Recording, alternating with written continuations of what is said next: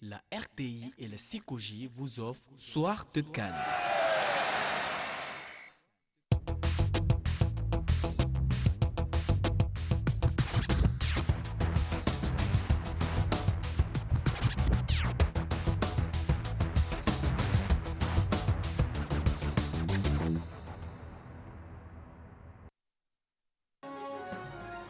Le programme présidentiel de logement est une réalité avec la SICOJ.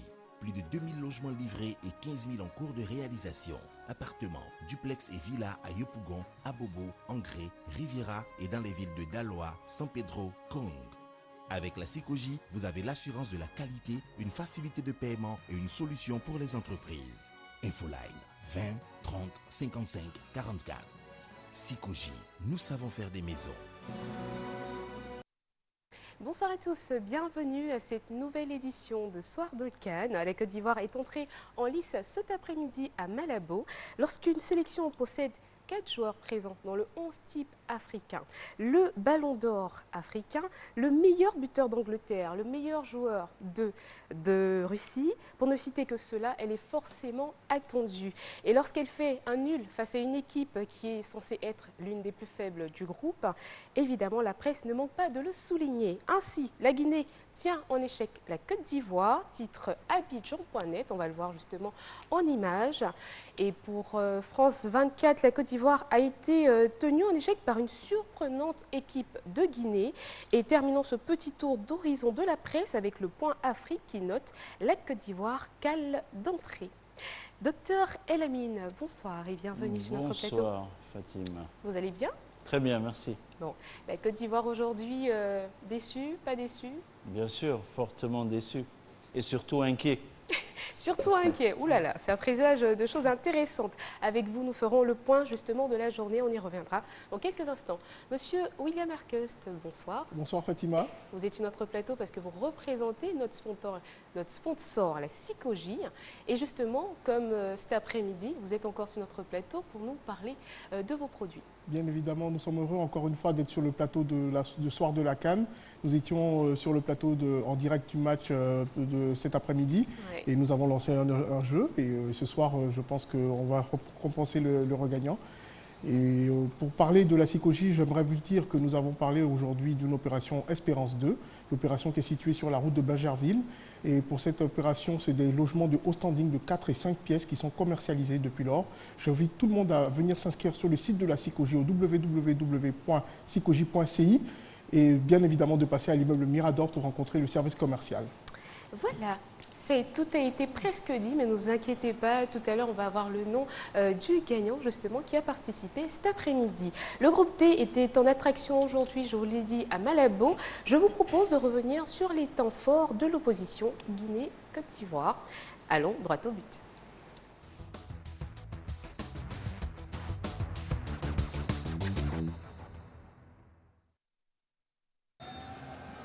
Slim Chibou, centenaire, né au Café de l'Espérance à Tunis.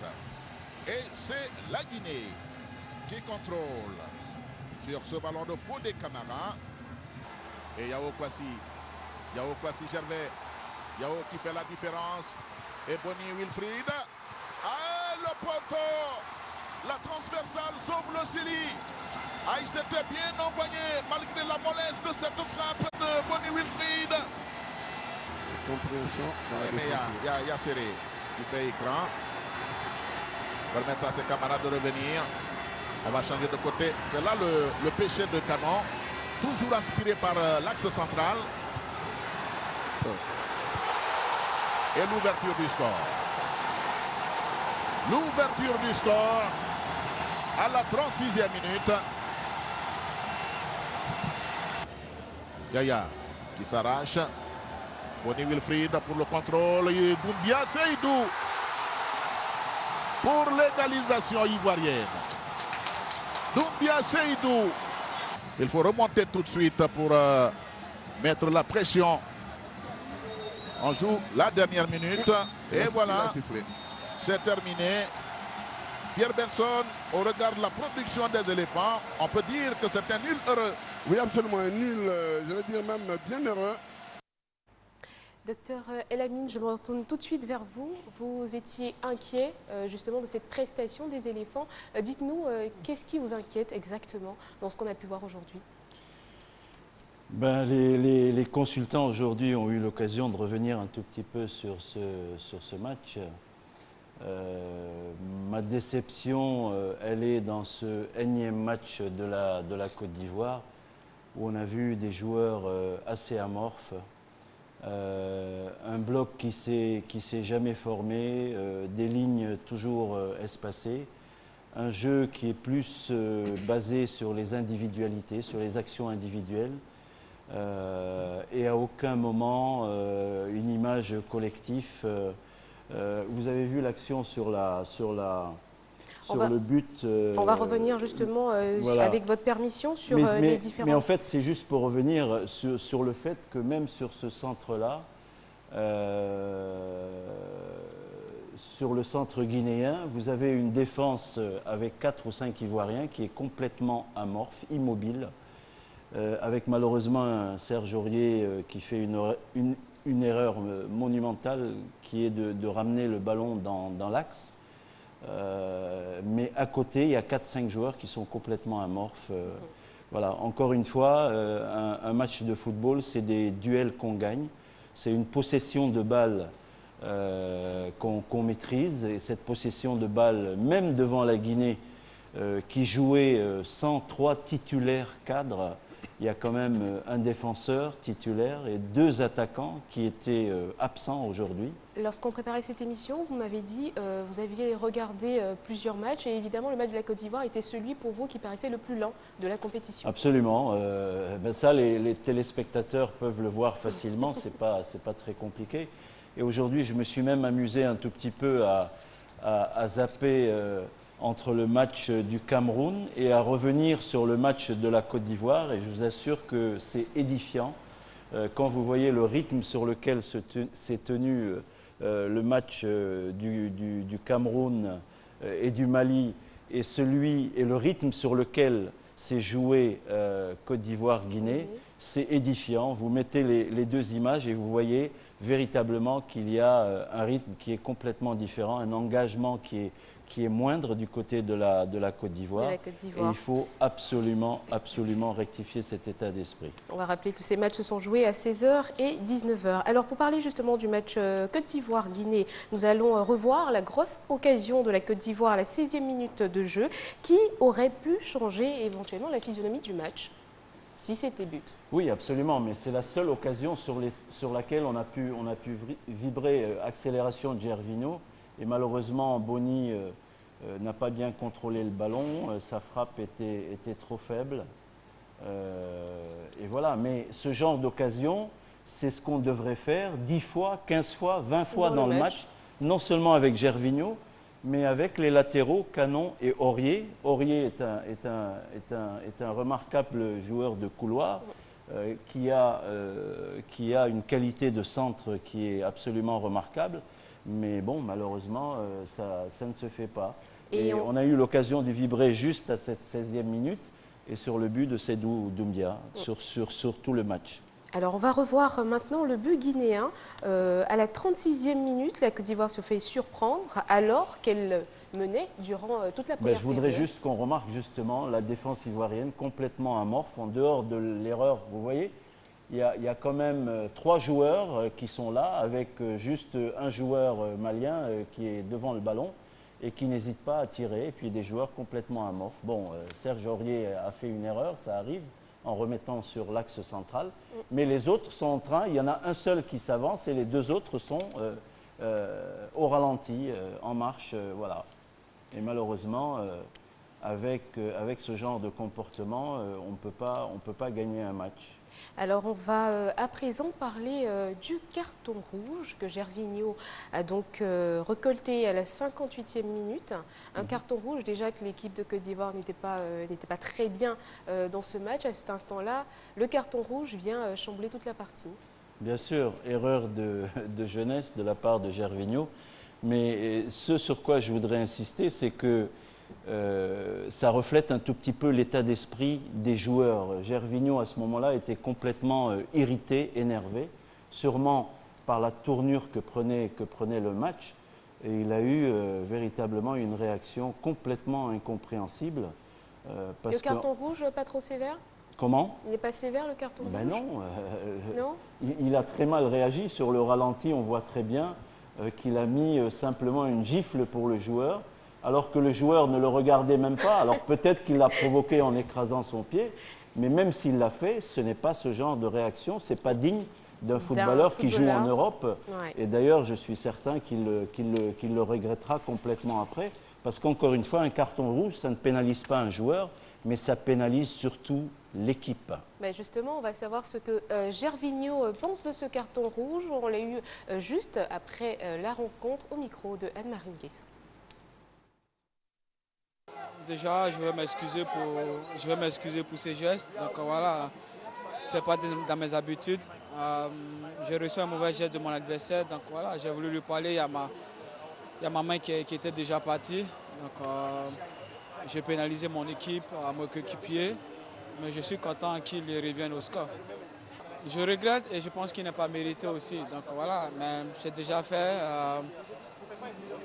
J'ai juste présenté mes excuses à mes coéquipiers parce que je les ai laissés en cours de route. Présenter mes excuses à mon pays parce qu'ils comptaient sur moi et j'ai quitté ce terrain avec un geste qui n'est pas dans mes habitudes. Oui, justement, on sait très bien que Gervinho n'est pas coutumier du fait. C'est vraiment, aujourd'hui, je pense, agacement, peut-être démesuré. On va lui pardonner ça. Agacement de toute l'équipe ivoirienne, sûrement par son comportement. Mais encore une fois, il a présenté ses excuses au pays et je ne comprends pas qu'en rentrant sur le terrain, encore une fois, et malheureusement, je suis obligé d'y revenir parce que ça fait 10 ans que ça dure, avec toute cette génération dorée, avec tous ces joueurs que nous avons et qui sont sur le papier parmi les meilleurs au monde, d'accord, ce genre de comportement qui fait qu'on ne mouille pas assez son maillot et que sur le terrain, on n'a pas 11 guerriers qui se battent pour leur pays. On espère en tout cas que l'aventure ivoirienne va continuer pour lui permettre de revenir dans la compétition et se faire pardonner. On passe à présent à une autre étape de notre émission, la palette.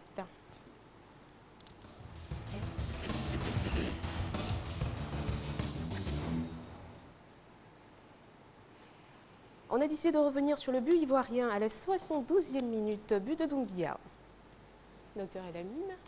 Oui, mais alors, c'est une passe justement, c'est ce genre d'action qu'il nous faut régulièrement sur le match, avec une rapidité, une vitesse d'exécution. Yaya Touré qui fait un très beau centre sur Boni. Boni qui fait un excellent contrôle et une passe superbe à Doumbia. Et Doumbia avec une clairvoyance extrême qui peut mettre facilement devant le goal cette balle sur sa droite et ainsi marquer ce but qui nous délivre et qui surtout préserve nos chances pour la suite de la compétition. Mais ce genre d'action, c'est typique de ce qu'on doit faire pendant 90 minutes, c'est-à-dire rapidité d'exécution, vivacité, jeu collectif. Mais en même temps, les défenseurs guinéens n'ont pas laissé jouer nos attaquants aussi. On a vu que Boni avait tout le temps des défenseurs sur lui et évidemment, l'entrée de Seydou a été d'une grande aide pour lui. Bien sûr, mais encore une fois, nos joueurs ne sont pas assez véloces, ne sont pas... vous retenez ça, voilà. Ils n'ont pas été assez conquérants sur le terrain. Absolument, et c'était vraiment l'avis de tout le monde et des consultants d'aujourd'hui. On a vu vraiment des joueurs pas assez mobiles et pas assez rapides. Ça marche. Alors, ce que je fais, je vous propose une image de Biche, voilà, qui nous parvient tous les soirs. Notre croque de CAN 1 de la soirée.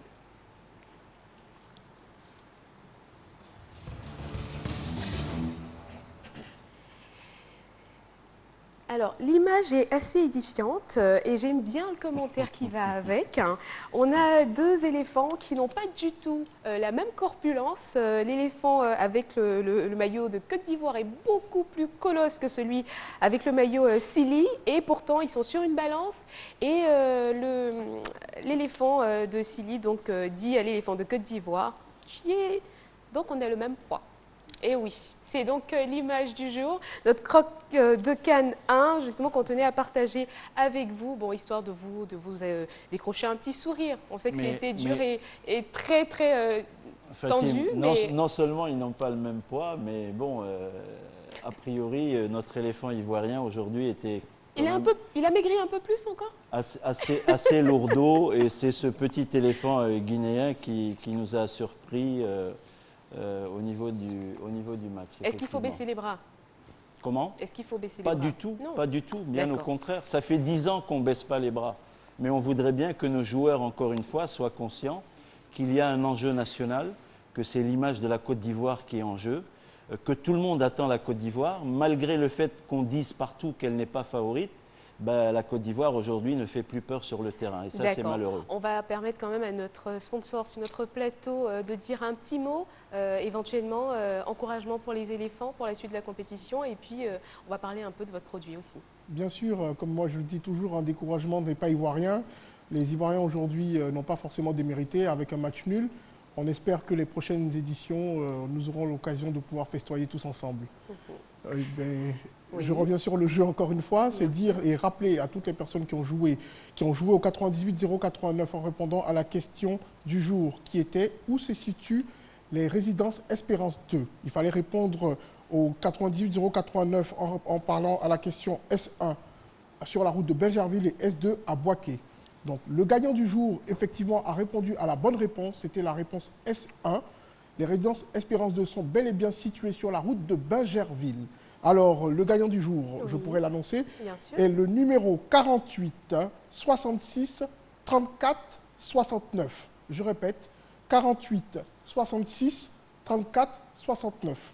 Ce gagnant est invité à venir retirer 50 000 francs qu'il vient de gagner à la prochaine émission du jeudi, où nous serons encore présents sur le plateau. Bien sûr. Voilà. Alors, on va passer maintenant au deuxième droit au but de la soirée. Mali-Cameroun, c'était la seconde affiche du jour. On va voir les temps forts et on se retrouve juste après.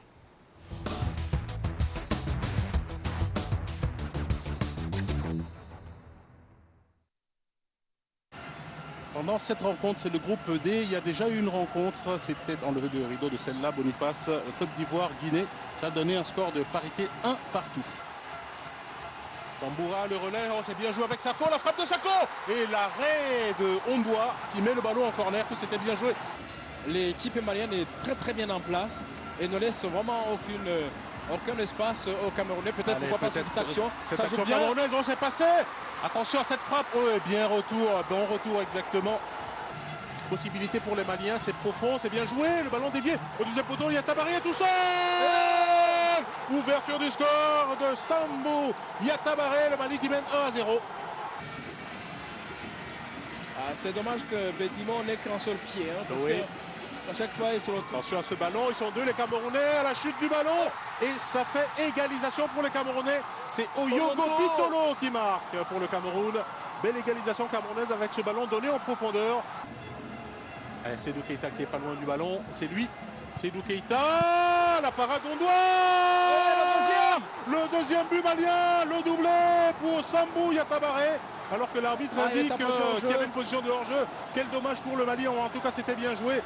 Donc c'est un peu normal qu'ils aient tendance à baisser à vouloir ce match nul qu'ils vont obtenir après ce coup de sifflet final. Un but partout entre le Mali et le Cameroun dans ce groupe D où les équipes se tiennent dans un mouchoir de poche. Le programme présidentiel de logement est une réalité avec la SICOGI. Plus de 2000 logements livrés et 15 000 en cours de réalisation. Appartements, duplex et villas à Yopougon, Abobo, Angré, Riviera et dans les villes de Daloa, San Pedro, Kong. Avec la SICOGI, vous avez l'assurance de la qualité, une facilité de paiement et une solution pour les entreprises. Infoline 20 30 55 44.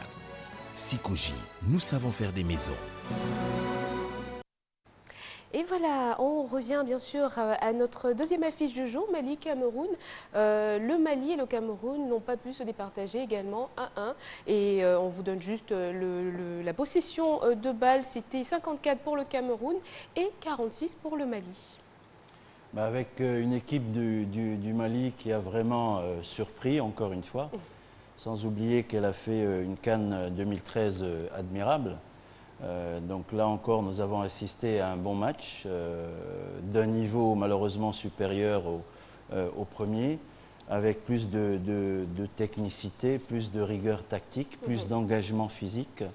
Et c'est vrai que le Mali a posé vraiment beaucoup de problèmes à cette équipe du Cameroun. Mais nous avons vu quand même des deux côtés un engagement physique total. D'accord. Alors, on va bien sûr voir quelques images donc, de cette partie qu'on a tenu à sortir. Et évidemment, on va en parler parce que le Cameroun s'est fait surprendre déjà d'entrée de jeu par le Mali en ayant une attaque vraiment tonitruante qui n'arrivait pas à maîtriser. L'équipe du Cameroun? Bien sûr. Non, l'équipe malienne. L'équipe malienne, absolument. On a assisté surtout en première mi-temps à un jeu de couloir à gauche avec deux joueurs qui étaient l'arrière gauche malien, Tamboura, et Sako sur l'aile, qui ont posé véritablement beaucoup de problèmes à l'équipe du Cameroun. Mais encore une fois, c'est ce que je disais, à partir du moment où il y a de l'enthousiasme et de l'engagement à tout moment, vous posez des problèmes même à la plus grande équipe. Et c'est vrai qu'on a assisté en début du match à la volonté du Cameroun d'aller de l'avant. Mais le Mali a vraiment opposé un beau football posé avec beaucoup de technique et surtout cet axe gauche qu'on voit ici avec Sako et Tamboura qui ont vraiment posé des problèmes à cette équipe camerounaise. Alors le Cameroun finalement qui fait nul avec le Mali alors qu'on annonçait quand même le Cameroun comme étant à la tête d'affiche de ce groupe, c'est surprenant aussi. Oui, mais parce qu'autant on accuse la Côte d'Ivoire d'être très mauvaise, autant on peut dire que le Cameroun aujourd'hui n'a pas été à la hauteur des attentes. Absolument, absolument. Mais on se méfiait quand même des Maliens parce qu'encore une fois, il ne faut pas oublier qu'à la dernière CAN, ils ont fait un parcours admirable et qu'ils sont toujours là. Et autour de l'admirable Seydou Keita, malgré ses 35 ans, avec autour de lui des jeunes très volontaires, très dynamiques, on a eu un match admirable. Et vu que vous parlez de l'équipe du Mali, on va revoir bien sûr, grâce à notre palette, le but de Yata Baré, si vous le voulez bien. Absolument.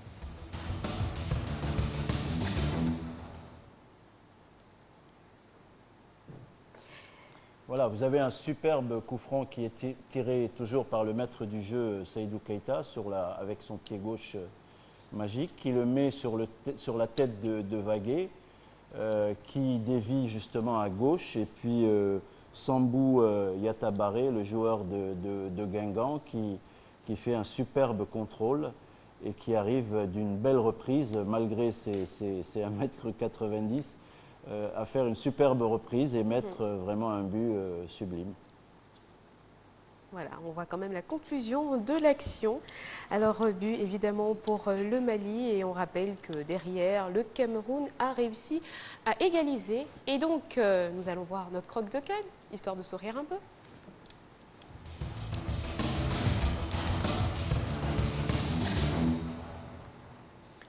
J'avoue honnêtement que c'est pas très sympa. C'est plutôt la Côte d'Ivoire qui jubile avec dessus youpi, on a tous un point. Effectivement, le nul donc entre le Mali et le Cameroun arrange tout le monde parce que finalement la Côte d'Ivoire qui a été tenue en échec plus tôt peut se réjouir d'être à égalité avec. Il n'arrange pas tout le monde, il arrange pas le Cameroun. Oui, il n'arrange pas le Cameroun, mais il est évident que pour nous, que pour la Côte d'Ivoire, il fallait impérativement un match nul. Et encore une fois, je voudrais revenir sur ce que vous m'aviez demandé tout à l'heure. La critique n'empêche pas le fait que nous soyons les premiers supporters de la Côte d'Ivoire. Quand on critique la Côte d'Ivoire, c'est parce qu'on a envie qu'elle soit belle, qu'elle soit forte et qu'elle retrouve son lustre d'antan, surtout qu'on a sur le papier depuis 10 ans des joueurs de renommée mondiale. D'accord. Alors, on nous fait signe que le temps qui nous est imparti est terminé. Alors, on va passer directement à l'affiche de demain.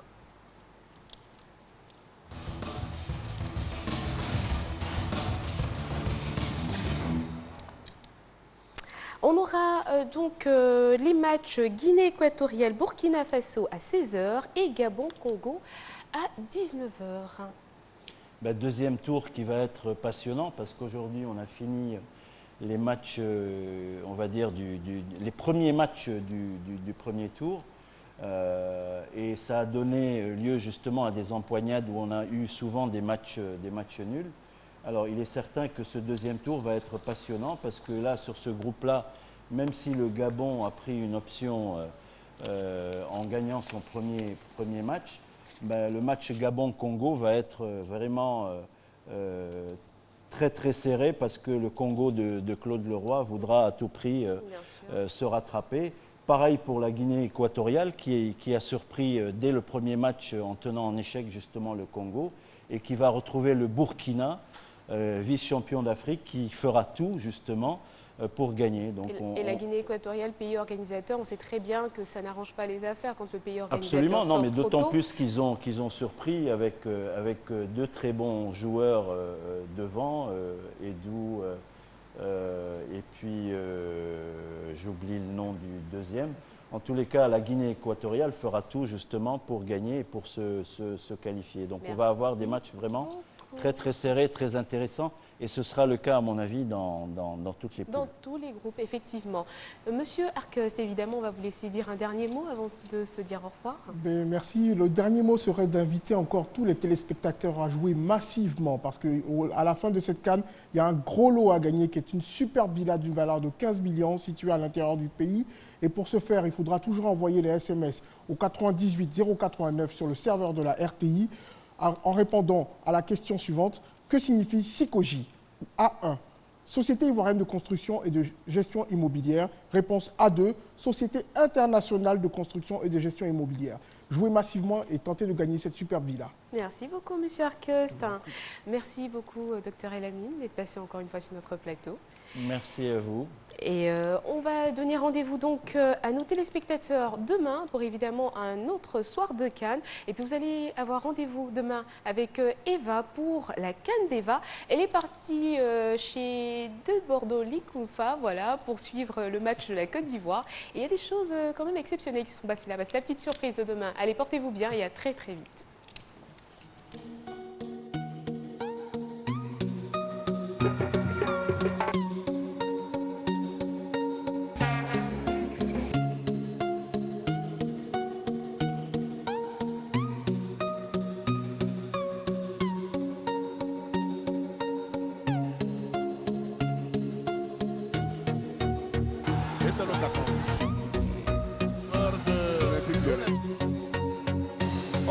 De Nabi Moussa Yatara.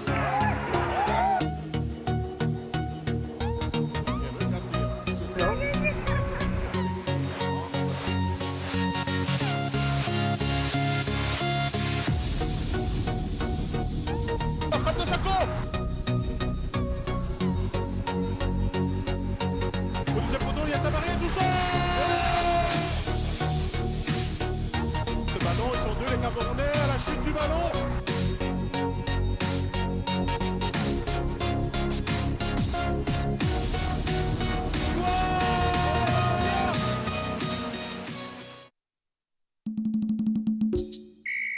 La RTI et la SICOGI vous ont offert Soir de Cannes.